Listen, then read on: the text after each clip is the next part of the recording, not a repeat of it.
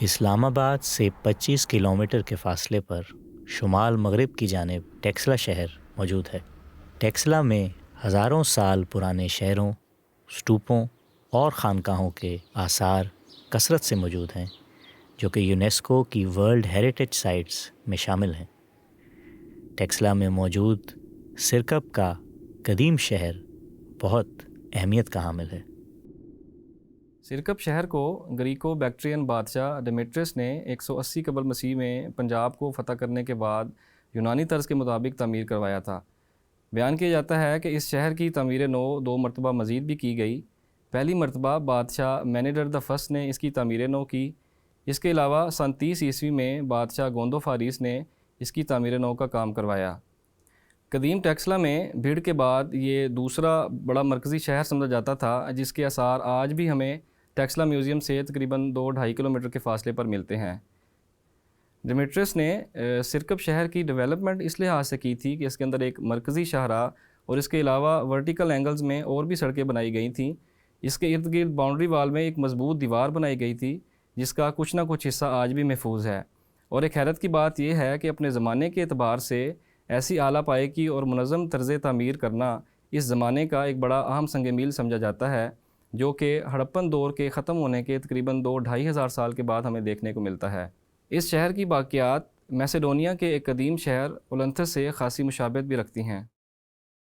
سر John Marshall کی نگرانی میں سرکپ کی کھدائی کا کام سن 1912 سے 1930 تک جاری رہا۔ اس کے بعد مورٹیمر ویلر نے 1944 سے سن 1945 تک یہاں کی کھدائی کروائی، جس کے نتیجے میں سرکپ سے پہلی اور دوسری صدی عیسوی کی تعمیرات اور نوادرات کثرت کے ساتھ دریافت ہوئے۔ اس سے پہلے کی 2 صدیوں کے آثار کا بڑا حصہ ابھی بھی زمین کے اندر ہی محفوظ ہے۔ یہاں سے برآمد ہونے والے نوادرات میں مختلف ادوار کے سکے، برتن، مورتیاں، زیورات، ہتھیار، آلات اور پتھر کی بنی تھالیاں، جن پر یونانی میتھولوجی کے کردار کندہ کیے گئے ہیں۔ ان نوادرات میں سے ایک حصے کی نمائش ٹیکسلا میوزیم میں بھی کی گئی ہے۔ گندھارا آرٹ کی جب ہم انفرادیت کی بات کرتے ہیں تو اس میں سب سے اہم پہلو یہ ہے کہ یہ مشرق اور مغرب کا امتزاج نظر آتا ہے، یعنی اس کے آرکیٹیکچر میں بھی اور اس کے آرٹ میں بھی ہمیں بعض ایلیمنٹس مشرق کے اور بعض مغرب کے وہ ملتے ہوئے ان کی ایملگمیشن نظر آتی ہے۔ جیسا کہ ہم سرکپ کے اس ایک بہت اہم مونومنٹ جس کو کہ ڈبل ہیڈڈ ایگل اسٹوپا کہا جاتا ہے، اس کو دیکھ سکتے ہیں کہ اس پہ تورانہ آرچز بھی دکھائی گئی ہیں، جیسا کہ سانچی کی تورانہ آرچ ہے تو اس سے یہ ملتی جلتی ہے اور یہ ایک انڈین یا ایشین موٹیو سمجھا جاتا ہے۔ لیکن اس کے ساتھ ساتھ ہم یہ دیکھتے ہیں ڈبل ہیڈڈ ایگل کا جو اسکلپچر ہے، جو ہم اس دوسری ایک آرچ کے اوپر دیکھ سکتے ہیں، یہ ہم بعد میں بازنطینی حکومت کے ایمبلم کے طور پہ اس کو دیکھتے ہیں۔ تو یہ بھی ابتدا میں یونان میں بھی استعمال ہو رہا تھا اور یونان کے ساتھ ساتھ دیگر مغربی علاقوں میں بھی رائلٹی کا، بادشاہت کا، امپائر کا سائن سمجھا جاتا تھا۔ تو یہ وہ ایلیمنٹس ہیں جسے ہم گندھارا کی اصلی کہہ سکتے ہیں کہ یہ تعارف ہمیں کرواتا ہے گندھارا آرٹ کا، جس میں ہمیں ہر قسم کے موٹیوز مل رہے ہیں۔ سرکپ کی ایک اہم بات یہاں کی پلورلسٹک سوسائٹی تھی، یعنی کئی مذاہب بیک وقت یہاں پریکٹس کیے جاتے تھے۔ سرکپ کے ایک ہی زمانے کے آثار میں جینزم، بدھ مت، ہندو مت اور ابتدائی مسیحی مذہب سے تعلق رکھنے والی عمارات اور نوادرات شامل ہیں۔ مرکزی شاہراہ کے کنارے دکانیں، مختلف فنون کے ماہرین کی ورکشاپس، رہائشی مکان اور عبادت گاہیں موجود ہیں۔ ماہرین کا خیال ہے کہ یہ عمارات 2 منزلہ تھیں، جیسا کہ یونانی فلسفر اپولونیوس نے پہلی صدی عیسوی میں اپنے سفر میں انہیں نوٹ کر کے بیان کیا تھا۔ سرکپ کے آثار میں مختلف مندر، اسٹوپے، اسی طرح رہائشی احاطے بھی شامل ہیں۔ نیز مختلف اوزار بنانے والے جو مختلف دکانیں تھیں آرٹیسنس کی اور ورکشاپس تھی، وہ بھی وہاں پر پائی جاتی ہیں۔ آرٹیسنس کی دکانوں میں ہم دیکھتے ہیں کہ گولڈ سمتھس کی دکان ہے، اسی طرح جو ہے اسکلپچرس کی دکانیں ہیں اور مختلف اوزار بنانے والی ورکشاپس اور دکانیں بھی شامل ہیں، جو کہ ان کے مختلف جو شاہراہ تھے وہاں پر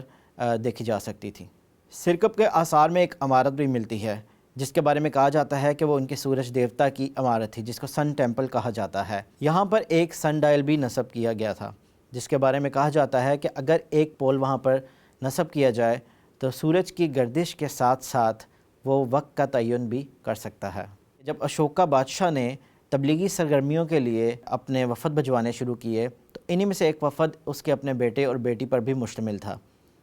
چنانچہ ٹیکسلا میں اس کا بیٹا کنال تعینات تھا اور ایک سٹوپے کے متعلق، جس کو کنال سٹوپا بھی کہا جاتا ہے، وہ اسی کی طرف منسوب کیا جاتا ہے۔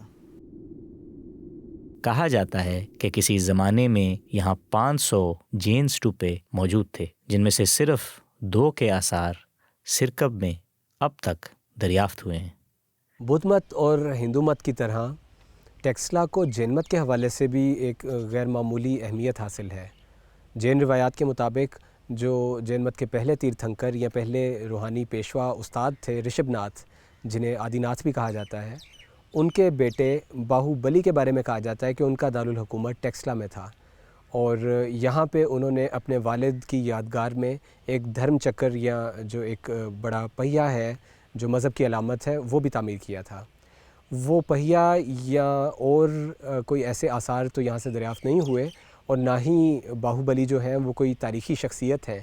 لیکن ہم پہلی دوسری صدی کے حوالے سے جب دیکھتے ہیں تو ٹیکسلا میں سرکب کے مقام پہ 2 ایسے مقامات ہیں جن کو سر جان مارشل نے وہاں سے ملنے والے آثار اور باقیات کی بنیاد پہ جین مندر قرار دیا ہے۔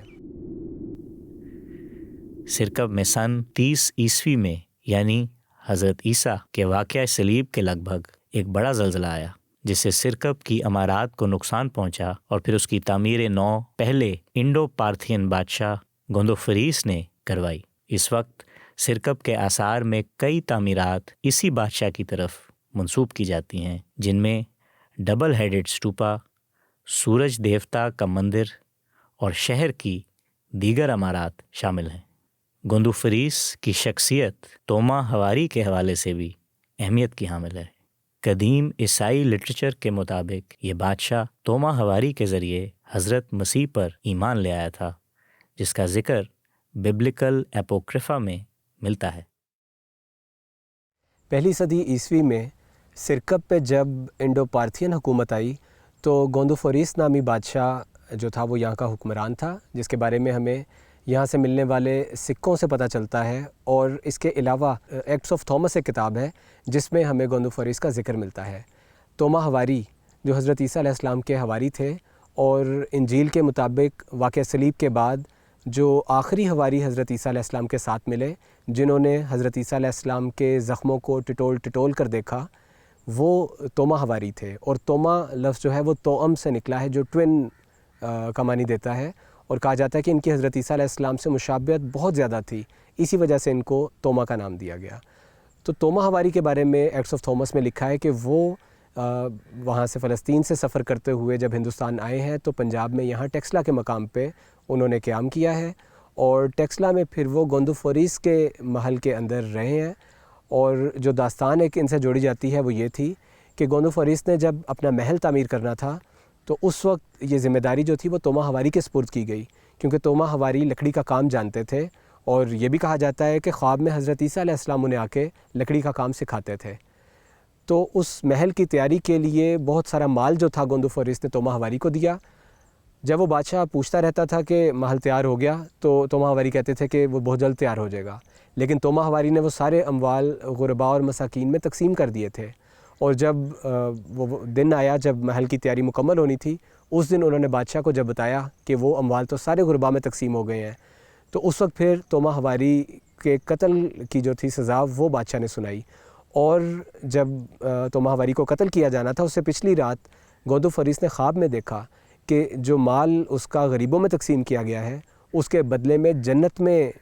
اس بادشاہ کا گھر بنایا گیا ہے۔ اس خواب سے وہ اس قدر متاثر ہوا کہ اس کے بعد توما ہواری کا وہ معتقد ہو گیا اور اس نے عیسائیت قبول کر لی۔ ٹیکسلا میں سرکب کے مقام پہ ایک خاص مکان ہے جس سے کچھ ایسے نوادرات ملے ہیں جس کی وجہ سے اس جگہ کو توما ہواری سے ہی منسوب کیا جاتا ہے، اور بتایا جاتا ہے کہ یہ توما ہواری کا وہی گھر ہے جو گوند و فریز کی خدمت میں جو سال گزارے تھے یا سرکپ میں جو سال انہوں نے گزارے تھے وہ اسی مقام پہ گزارے تھے۔ جو ہیریٹیج اسٹڈیز سے ریلیٹڈ لوگ ہیں ان میں سے ایک خاص طبقہ ہے جو ہیریٹیج اسٹڈیز کو دنیا میں امن قائم کرنے کی خاطر اور دنیا کی مختلف سوسائٹیز میں ہم آہنگی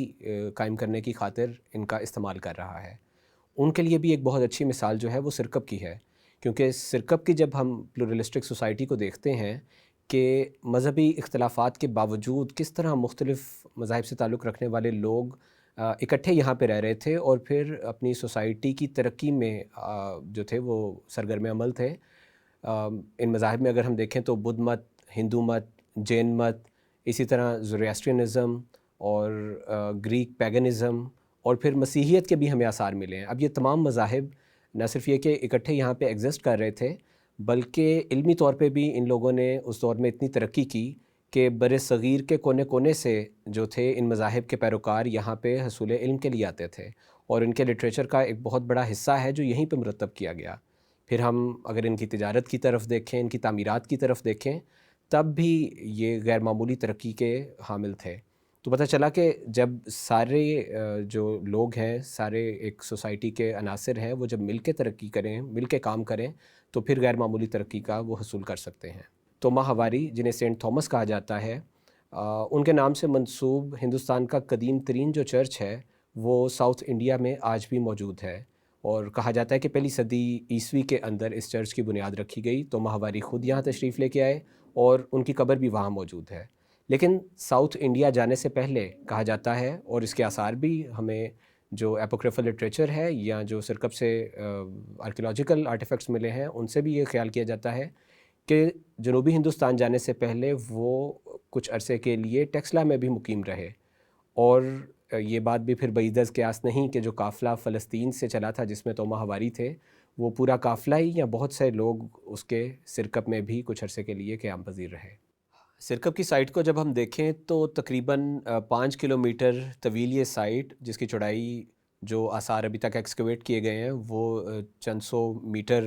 چوڑے ہیں۔ یہ ایک چھوٹا سا شہر بظاہر بنتا ہے، لیکن آج سے 2000 سال پہلے جب ہم اس کے آثار کا مطالعہ کرتے ہیں تو ہم دیکھتے ہیں کہ